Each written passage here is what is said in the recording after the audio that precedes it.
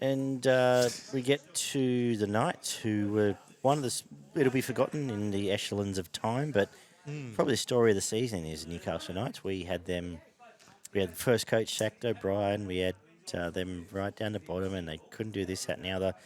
And they went on an 11-run streak there, Barn, and Well, he was were phenomenal. He pretty much said himself that he was going to get the sack Yeah. until it all just turned around in a blink of the eye. 14 wins, 1 draw, 9 losses, 175 points positive in their for and against. Average 25 points for and 19 against. Completion rate, they were 10th. Handling errors, 10th. A lot of their stats were mid-range throughout the year. They were good with ineffective tackles and being 15th. But their errors, they were 6th. But the big talking point was the back end of the year where they really went on a point-scoring spree and were just putting points on left, right and centre, scoring tries at will, breaking the line consistently. 7th in kick return metres, 6th for running metres, which was an interesting one for mine because... I think didn't Miles lead the whole running metres in the comp? A lot of that must have come from their outside backs because their forwards were pretty dreadful at different times during the year. Tackle bust, they were 2nd. Line break assist, they were 3rd. Try assist, 4th. So that really points to them being able to put points on at will, especially towards the back end of this year. Some of the individual ones, Ponga was around the 15th for points with goals and tries and whatever. Dominic Young 1st with tries scored, and Mazu was 4th. So you got 2 in the top 5 for tries scored, and that's both your wingers. There's 47 tries between them. It's not a bad year. Line breaks, Young with 32 was 2nd. Mazu, post-contact meters, 6th overall in the entire competition. When you look at the likes of Haas, Fanua Blake. And he had the most, didn't he have the most tackle busts? Yeah, 1st in tackle bust, 177. Gagai was actually 3rd with 148. Wow. And he did have a tremendous year. I remember speaking... talking him up a few times during the year, and I was getting a few quizzical looks and a couple of questions from people. I'm like, go and have a look at what he's doing, man. Yeah. He's fucking causing all sorts of problems for his opposition. Like, he's not scoring the tries, but the old mate outside him's benefiting a lot from what he was doing. Kick meters was a funny one because Hastings was good when he was there, but obviously a few injuries, so they were down in 13th. But Ponga try assist 6th, line break assist 5th. So obviously that really kicked it up towards the back end of the year. Gamble missed quite a few tackles, ended up 6th. But it was Mazu, it was Young, it was Ponga that were just running past people or over people. But it's funny how the other thing I like about what O'Brien did with this team is he threw Best in there too. He had a terrific year. Yeah. The other thing that I liked about this team is that they adapted. Like at the start of the year, and I think I'm on record in like the 3rd or 4th show we did this year, I said they've quickly become my favourite team to watch, and that was based off Lockie Miller. Yes. And then once that didn't quite go to plan, they weren't scared to just move Ponga back to fullback, and the rest is history. They had Crossland in and around the halves and couldn't make a tackle last year. Well, that's right. Literally, in this year where they got done by 40 in one of those, I think Manly put 40 or 50 on him. And then they moved him into hooker, and he tackles everything that moves. Yeah, sorry, he missed whatever it was. He got hooked in that game against Para where they got wiped, and then now he's averaging 45, 50 tackles a game. Confidence is an amazing thing, and this is the living proof of it. I'll go as far to say they had the best left edge attack in the NRL this year at their best. Once they had Hastings, Fitzgibbon, Ponga chiming in, Best, Young's on that side, isn't he? No, Mazu's on that side. It was Best and Mazu on the left. Yeah, Gagai and Young on the right. That when they had that swing play, that was as good as anything Souths have done over the years, and it's better than what the Souths did this year, that's sure and certain. But that was incredible. They played, and some of their tries, even in that last, where they put, even when they put 20 on Dragons in the last play, like their crisp ball work and everyone just being in the right spot and bodies in motion looked as good as anyone else in the comp. And that's kudos to them. It's kudos what they produced. I think I'd need to give kudos further, and I have all year, but to Jackson Hastings, adding that dynamic to the team in terms of a controlling half. Yep. And that was his job. They wanted to be a controlling half. He's controlling half. But And everyone not else was, afraid to take a hit either. And Like, yeah, wasn't just absolutely. dishing the ball off for the sake of That's not right. getting hit. He's but quite happy to everyone go else into the became line. around him became better. Ponga looked like the best fullback in the game on the back of space that was Gamble created looked there. good. Tyson Gamble is an honest, tough tradesman. We know what he brings, but bit of confidence in him. His defence stepped up, and all of Hit a him in sudden, the right spot, one-on-one with someone. and he's good at beating them. And how many tries did he score? Like, he would have scored a dozen tries this year, just through effort or being in the right spot or ricocheted bombs or grubbers that have bounced up to the right time. Just always there. Young was right up there for errors, second in handling errors and errors, but when you score 25 tries, nobody really gives a shit, No, do that's they?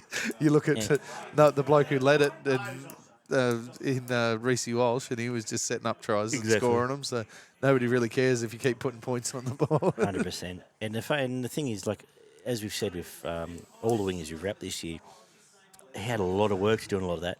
A lot of them heaps of were beating blokes 2-on-1, 1-on-1, and running 40 metres. Or doing backflips and front flips, and not one player inside the top 50 for ineffective tackles. Wow. So that says something about, obviously, their first up contact in defence, which is probably something that got them, back into the fight at the back end of the year. Yeah. So they're not getting bumped off as often as some of them. Standouts, obviously, Ponga, Dalian winner, throw in Hastings, Best, Marzu, Young and Gagai, all the ones that we just mentioned there through the run-through. Some positives, I thought Adam Elliott was definitely a positive for him and can be even more of a positive next year, depending on how they use him. Gamble, Fitzgibbon, who was very good at different times during this year. Jacob Saifidi, I thought Daniel was pretty poor this year, but Jacob did a pretty good job most of the time. And Dylan Lucas is a massive upside for this They've team. actually unearthed a couple with Dylan Lucas, who's, the next workhorse in waiting. And Leo Thompson, who he's been there or thereabouts, but just seasoned and became a real, overtook very physical front row as the starting front rower, and deservedly so. Seeing them I guess it's that old thing they say, was it 50 first grade games, and then you generally with the front work out rowers what's going on, and that's what happened. He was fantastic this year. Question marks around Daniel. I thought he had a very poor year considering where he came from last year. Adam Clune was good at different times when he's there, but where his spot is in this team, I'm not sure. Well, not anymore. Yeah, because he just brought in Cogger. Yeah, true. Hetherington, and big question marks on Hetherington. Yeah, he'll be at England next year. And they get their hooker back. They've done the last 2 years without Jaden Brayley. Yeah, if they can keep him on the field. Yeah. And Tuala, he's another one. He actually went okay last year, but I can't see him fitting into this team next year. I'm surprised you like they got floated a couple last year, but yeah. See, they're actually one next year. In that, a little bit what you see is what you're going to get, but they've offloaded Lockie Miller, who's off to probably win Man of Steel. Yes. And Jack Cogger coming in is going to, I assume, be cover. I mean, he could easily start at 6, but I don't think he could rightfully do that to. No, I'd say Gamble probably gets first shot at that. They are this year's Cowboys in that if they could fall off a cliff and it all go to shit and they finish 12th. Yep. Or they can be, if they keep their shit together and they stand and feel they've got pace. I fucking forgot Frizzell. Frizzell had a fucking brilliant year. So, yeah, you back him up again. They've got a forward pack. They lose Young, which is a big loss, so they need to find a winger. I think they have. They need a little bit of size in the middle. Like Jacob's still there. They probably need another out-and-out front rower just to come in after Thompson and Saifidi. Yeah, could be Daniel if they get him up. You get Daniel going, you know he does the job. But they would be in a very comfortable spot, thinking they've got plenty of upside. You would think so.